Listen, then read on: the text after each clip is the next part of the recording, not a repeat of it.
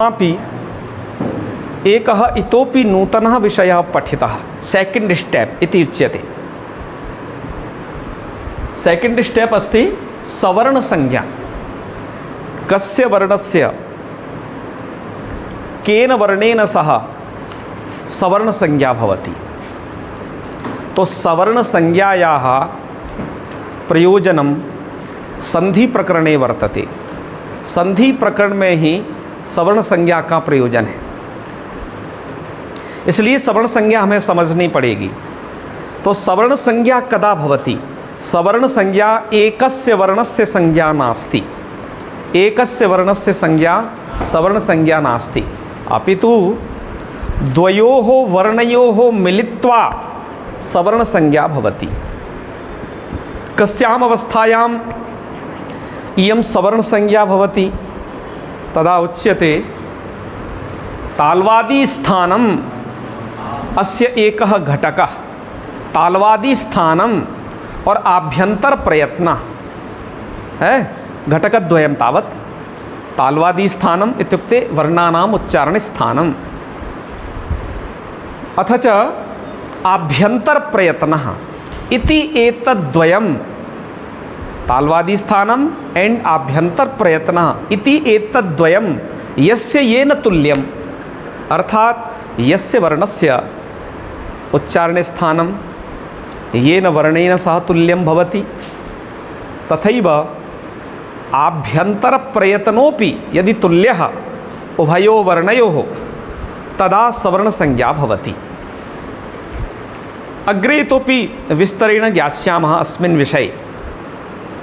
इदानीं तु तावत् सवर्ण संज्ञायाः कृते आवश्यकम् अस्ति वर्णानाम् उच्चारण स्थान ज्ञानम्, अथ च वर्णानां प्रयत्न ज्ञानम्।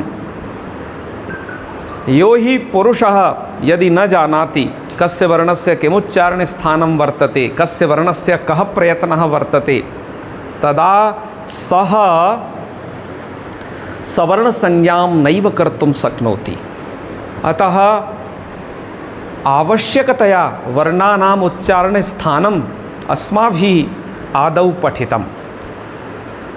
यह उच्चारण स्थान विषये अस्माभिः ज्ञातं कि अकुह विसर्जनीयानां कंठः, इचुयसानां तालु, ऋटुरषाणां मूर्धा, लितुलसानां दन्ताः, उपुपद्मानीयानाम् ओष्ठौ, ञमगणनानां नासिका च, एदैतोः कंठतालु, ओदौतोः कंठोष्ठम्, वकारस्य दन्तोष्ठम, जिह्वामूलीयस्य जिह्वामूलम, नासिकानुस्वारस्य। एतावत्पर्यन्तं वर्णानाम् उच्चारण स्थान विषये अत्र लिखितं वर्तते वरदराजाचार्येण। तो ये कंप्लीट हो जाए, ठीक है। और आपको वो तैयार करना है अच्छे से, क्यों?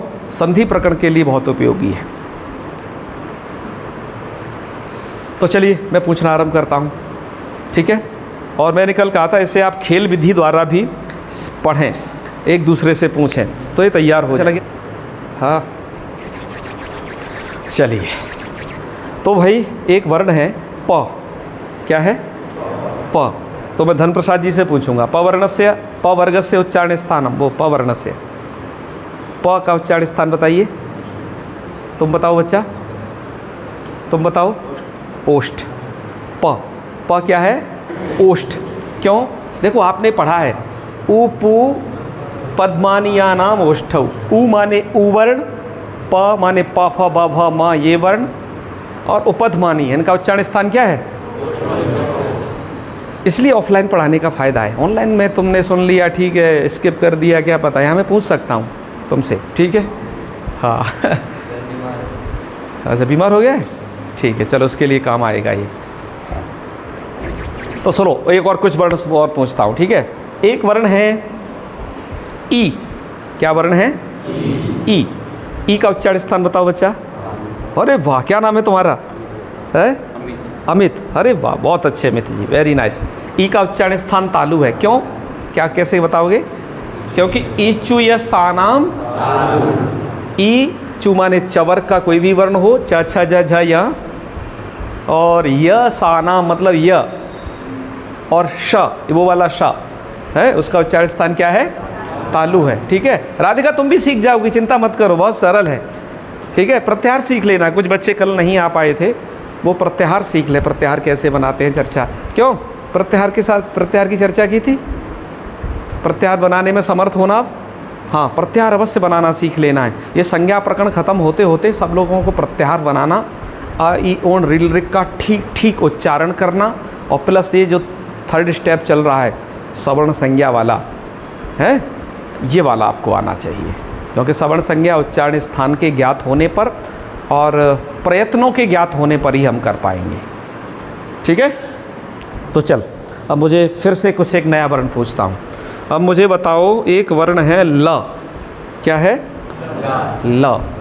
तो लकारस्य उच्चारण स्थानम किम? बताओ बच्चा, ल, ल का उच्चारण स्थान है?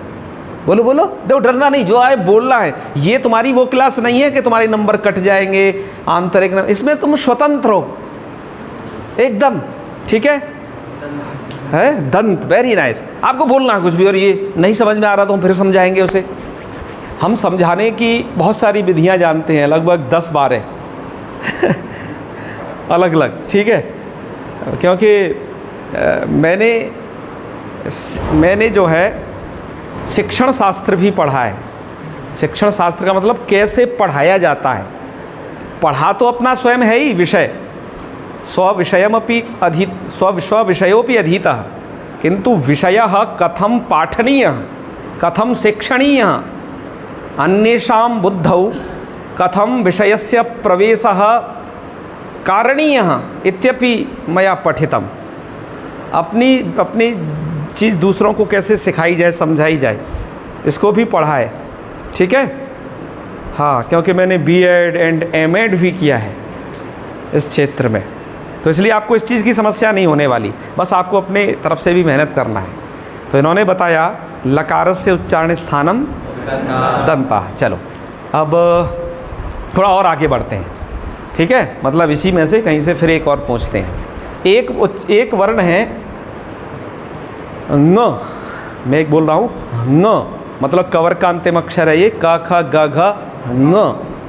तो न इत्यस्य उच्चारण स्थानम किम? न। बताओ बच्चे पीछे से, नासिका। और द्वितीय उच्चारण स्थानम किम? क्योंकि जो वर्ग के पंचम अक्षर हैं उनके दो दो उच्चारण स्थान है, ये मैंने कल बताया था। तो दूसरा क्या है? कंठ। देखो क वर्ग का अंतिम वर्ण है न, तो उसका उच्चारण स्थान कंठ तो होगा ही, और कंठ के साथ नासिका। तो हम न को ऐसे कह सकते हैं एक शब्द में कि कंठ और नासिका। न का उच्चारण स्थान क्या है? कह सकते हैं ना? जी जी। चलो तो आगे बढ़ते हैं। और पूछूं मैं? चलो एक आध और, थोड़ा सा पूछने का सत्र रखना चाहिए। यदि मैं अकेला बोलता रहूं, आपकी तरफ से कुछ नहीं सुनाई दे, तो एक तरफा होगा ये। हमें दो तरफा अध्ययन करना है। ठीक है, आपकी तरफ से भी बराबर सही होगी। तो एक वर्ण है व, क्या है? व। तो वकारस्य उच्चारण स्थानम किम? बताओ बच्चा तुम। हाँ, वकारस्य स्मरण करना है। ठीक है, तुम बताओ। दंतोष्ठ, क्योंकि लिखा है वकार के लिए तो एक स्पेशली पंक्ति लिखी है, वकारस्य, मतलब ये भी दो उच्चारण स्थान है, दंत और ओष्ठ। बताया था ना कल। तो चलो अब फिर एक और पूछते हैं। आप में से जागरूक रहना है सबको। भले ही देखो ज़्यादा लोग हैं, एक आध दो को पढ़ाने में कम समझ, ज़्यादा लोगों में विविधताएं बहुत होती हैं सीखने को लेकर के। तो सबकी कैपेसिटी भी अलग होती है, सोचने का, समझने का क्षमता भी अलग अलग होता है। तो चलो वो भी जानते हैं। चलो एक और पूछते हैं। एक वर्ण है र। क्या वर्ण है? र। तो अमन से पूछूंगा, र का उच्चारण स्थान क्या है? तुम बताओ बच्चा। मूर्धा। अरे गजब, क्या नाम है? सौरभ, है ना, बहुत अच्छे। मुझे बड़ी प्रसन्नता है, आप लोग कुछ सीख रहे हैं, कुछ बता रहे हैं। ये वर्णों के उच्चारण स्थान मैंने जिस तरीके से पूछे हैं, आपस में एक दूसरे से पूछ करके तैयार कर लीजिएगा। सुशील जी, एक दूसरे से पूछ के तैयार कर लीजिए, इसमें एकदम पटु हो जाइएगा, कुशल हो जाइएगा। ठीक है, आगे बढ़ूँ मैं। तो हमने अभी तो उच्चारण स्थान पढ़ा। सवर्ण संज्ञा के लिए 2 चीज़ें ज़रूरी हैं, वर्ण का उच्चारण स्थान और उसका प्रयत्न एक होना चाहिए। अब आज हम सीखते हैं प्रयत्न। ठीक है, चल भाई आगे आ जा।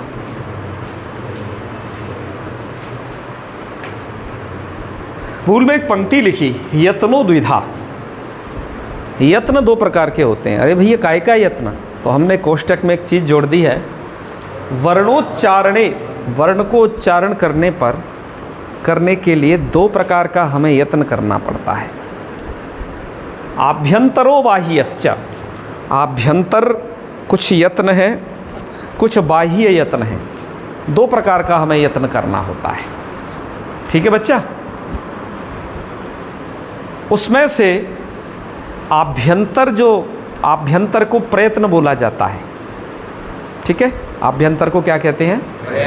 प्रयत्न। और बाह्य को आप केवल यत्न कह सकते हैं। आभ्यंतर को प्रयत्न इसलिए कहते हैं क्योंकि यह प्रकृष्ट यत्न जो होता है, अच्छे रूप से किया गया यत्न आभ्यंतर होता है। तो वर्ण को उच्चारण करने में आभ्यंतर और बाह्य 2 प्रकार के यत्न हैं। आभ्यंतर किसे कहते हैं? जो वर्णों के उच्चारण में जो भीतरी यत्न है, और वो कितने प्रकार का है? वो 5 प्रकार का है। आपके मूल में एक पंक्ति लिखी है, आद्यः पंचधा। आद्यः माने ये जो 2 हो गए, इनमें आद्यः माने पहला वाला है आभ्यंतर। ये पंचधा, ये 5 प्रकार से है। इसके 5 भेद हैं। कौन कौन से? स्पृष्ट, आपके में थोड़ा संधि अंधी करके लिखा है, स्पृष्ट, सतस्पृष्ट, सद्विवृत, विवृत, संवृत, भेदात। पहले याद किया हो जिन्होंने। हम इसको थोड़ा अलग अलग करके समझ लेते हैं। स्पृष्ट, ईशत स्पृष्ट, ईषद विवृत और विवृत और संवृत। भेदात मतलब भेद से। आभ्यंतर 5 प्रकार का हो गया, याद कर लेना। ये 5 प्रकार का है आभ्यंतर। स्पृष्ट, ईषत स्पृष्ट, विवृत और संवृत। ठीक है, अब आइए जानते हैं कि किस वर्ण का उच्चारण स्थान विवृत होगा, किसका ईषद विवृत होगा, किसका स्पृष्ट होगा। इन सब बातों को जानते हैं। ठीक है, तो चल दे किसमें। सबसे पहले तो आपको ये अ आ इ ई जो आपने याद किए हैं, इन्हें ढंग से याद कर लो।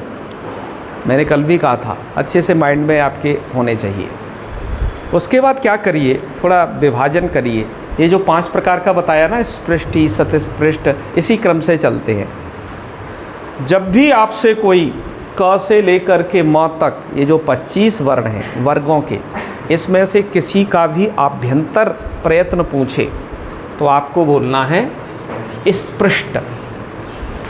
क्योंकि पंक्ति है, तत्र स्पृष्टम प्रयतनम स्पर्शानाम। इन वर्णों को स्पर्श वर्ण कहते हैं बच्चा। क्या कहते हैं? स्पर्श वर्ण। इस 25 वर्णों को तो पंक्ति में कहा जा रहा है, तत्र स्पृष्टम प्रयतनम स्पर्शानाम।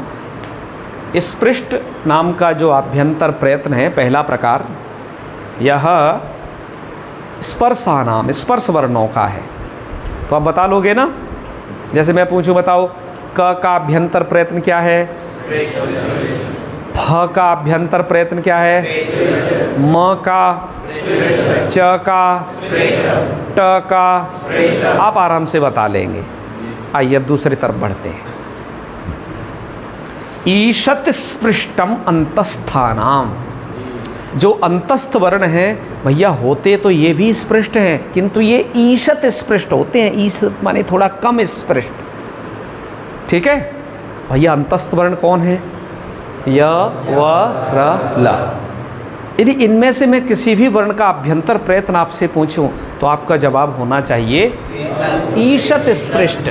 क्योंकि लिखा है ईशत स्पृष्टम अंतस्थानाम। समझ गए? चलो मैं फिर पूछ रहा हूँ, म का व का व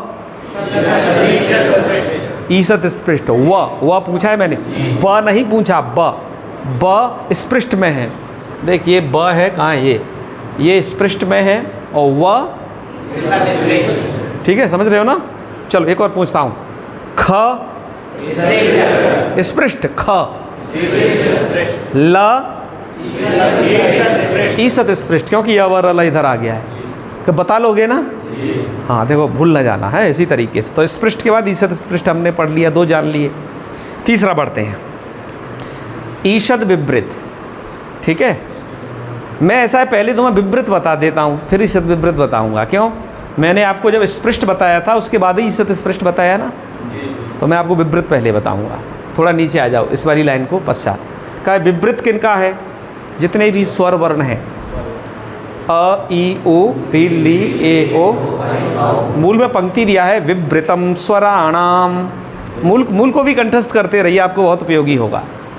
विवृतम स्वराणाम, स्वराणाम इत्युक्ते स्वरवर्णानाम आभ्यंतर प्रयत्नः, है ना, विवृतम अस्ति। तो मैं यदि किसी भी का पूछूं तो आपको इनमें से क्या बताना है? जैसे मैं पूछूं ई का आभ्यंतर प्रयत्न विवृत, ऊ का, ऐ का, य का य, भ का स्पृष्ट। बुद्धि दौड़ा लोगे ना सब जगह? चलो, ग का ग, र का, ऊ का विवृत ऐसे बताना है, ठीक है? ऐसे ही तैयारी करना खेल खेल में आप लोग। चल आगे बढ़ते हैं। विवृत बताने के बाद अब ईशद विवृत बताते हैं। कहा कि ईशद विवृतम ऊष्मणाम, कहा कि हैं तो ये भी विवृत, लेकिन तो ये ईशद विवृत है, थोड़े से कम विवृत हैं ये। तो ईशद विवृत वर्ण कौन होते हैं? ऊष्म वर्ण। ये जो श श श ह, ये जो 4 वर्ण हैं बच्ची, ये जो है ईशद विवृत कहलाते हैं, यानी कि ये ऊष्म वर्ण है। ये ऊष्म वर्ण अर्थात इनके बोलने से ऊष्मा उत्पन्न होती है। अभी ठंडियों के दिनों पड़ेंगे ना, तो आप उसमें श श श ह का जाप करना माला लेके, तो मैं गर्मी महसूस होगी तुम्हारे अंदर, है ना? ये ऊष्म वर्ण है। जिन मंत्रों में श श श ह का प्रयोग होता है वो बहुत ही तेजस्वी मंत्र कहे जाते हैं, क्योंकि मंत्र तो वर्णों के समूह से बने हैं। ठीक है? तो पर इनका आपसे यदि आभ्यंतर प्रयत्न पूछा जाए तो ये ईशद विवृत हैं। श श श ह क्या हैं? तो बताओगे सबको? चलो मैं फिर से अब पूछता हूँ। ह का आभ्यंतर और फ का और य का और ए का विवृत। ऐसे बुद्धि दौड़ा लोगे ना? चल एक बार और। ग का, छ का, व का, श का, ऐ का। ठीक है, पहचान लोगे ना? इतनी बुद्धि दौड़ा रहे ना अभी, ठीक है? यहीं का यहीं सीखना है। देखो, तुम लोग जो चीज़ क्लासों में पढ़ते हो ना, पूरा प्रयत्न किया करो कि उस चीज़ को वहीं याद, वहीं समझ लेना ज़्यादा से ज़्यादा, जिससे आपको आगे चल मतलब उसके बाद कम समय देना पड़े, उस समय आप और भी अपने कार्यों को निपटा सकते हैं। सबसे पहला प्राथमिक प्रयास ये करें, सिखाते वक्त ही सीख जाना। उसके बाद तो जो आपका अपना अभ्यास इसलिए करना है या चर्चा इसलिए करनी है कि उस चीज़ को भूलो ना, तुम एकदम स्थिर रह जाए। ठीक है? बहुत सारे बच्चे सोचते हैं चलो गुरुजी पढ़ा देते हैं, अभी चलो सुन लेते हैं, सुन लेंगे, बाद में चलो कमरे में जा कर के कुछ कतबियाओं की अल्टा पल्टी करेंगे, शायद कुछ और भी सीखने को मिल जाए। तो इस प्रयत्न की बजाय ये प्रयत्न करना कि आप यहीं के यहीं सीखना। ठीक है? आपके जो प्रश्न होने आप पूछ सकते हैं कभी भी, क्योंकि हमने पहले ही कहा है हम ऑफलाइन वालों के लिए इस पाठ को पढ़ा रहे हैं। ठीक है? ऑनलाइन वालों के लिए तो हम बहुत पढ़ा चुके हैं और हमें समझते हैं अब तक की समझ से कि जितना श्रम ऑफलाइन में हो जाता है आपके और हमारे द्वारा, ऑनलाइन में कदाचित उतना संभव नहीं होता। ऑनलाइन में कब संभव होता है पता है? जब तुम्हारा एग्ज़ाम सर पे टपक गया, देखो अरे क्या करें, अब तो पढ़ना है, फेल हो जाओगे, या कोई प्रतियोगी परीक्षाएं जिनके जरिए आपकी नौकरी लगनी है, बस तभी व्यक्ति पढ़ता है। ठीक है, ऑनलाइन वाले सिस्टम से तो चलिए आगे ना, आपको ये आभ्यंतर आ गए, एक बचा बस समृद्ध। समृद्ध एक की कंडीशन है। दरअसल हमने आपको बता ही दिया है कि जितने भी स्वर होते हैं सबका आभ्यंतर प्रयत्न क्या होता है? विवृत होता है। पर इसमें जो अवर्ण है ये विवृत भी होता है और एक कंडीशन विशेष होने पर समृद्ध भी होता है। वो कंडीशन क्या है? पंक्तियां कुछ लिखी हैं, ह्रस्व अवर्णस्य प्रयोगे समृतम। ह्रस्व जो अवर्ण है, समझिए, दीर्घ वाला नहीं, केवल ह्रस्व, ये प्रयोग दशा में समृद्ध होता है। तो प्रयोग दशा मतलब क्या? कि जब आपका शब्द बन करके सिद्ध हो गया, हाँ, अब वो प्रयोग करने के लिए रेडी है, आप उन शब्द का प्रयोग करें।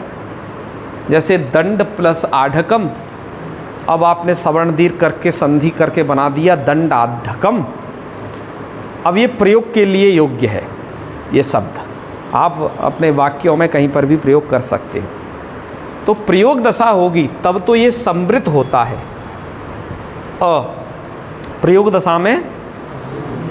और जब प्रक्रिया दशा होती है, प्रक्रिया दशा जैसे हम रूप सिद्ध करते हैं, दंड प्लस आढ़कम धन लगा करके, कुछ ऐसे सास प्रक्रिया मतलब जब उसमें हम सूत्र लगा रहे होते हैं, तो उस कंडीशन में जो अ है वो विवृत होता है।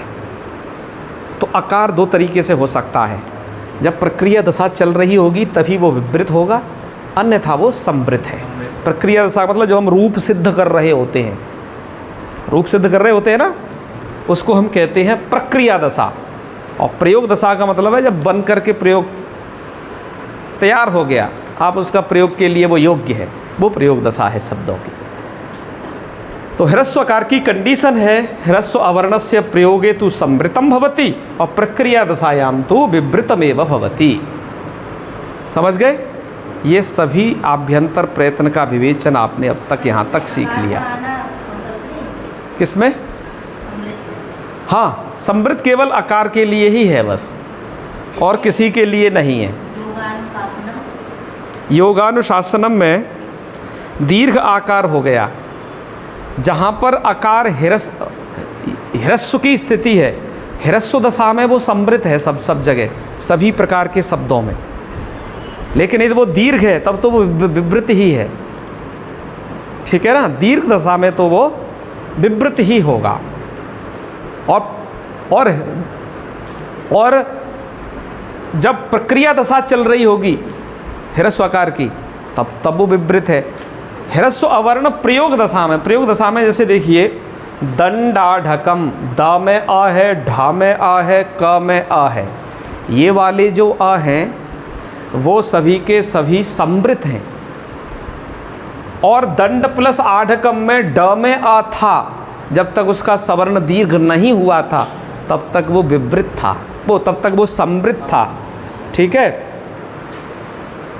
तो क्या प्रक्रिया दशायाम तो विवृतमेव। और जैसे ही प्रक्रिया दशा की आपने, माने दंड प्लस आढ़कम, दंड प्लस आढ़कम में स्थिति देखो, मुझे क्या कहना है, अभी प्रक्रिया दशा चल रही है। ठीक है, थोड़ा सा उल्टा कह दिया था। अभी दंड प्लस आढ़कम में अभी प्रक्रिया दशा चल रही है, तो ड में जो अ है वो अभी विवृत है। ड में अ क्या है? विवृत, क्योंकि प्रक्रिया दशायाम तो, और जब ये सवर्ण दीर्घ हो गया तब भी विवृत हो गया, क्योंकि दीर्घ आ भी तो विवृत होगा। समृद्ध किस कंडीशन में है? जब प्रयोग बन के तैयार हो गया फुल, अब उसमें कुछ भी प्रक्रिया नहीं करनी है।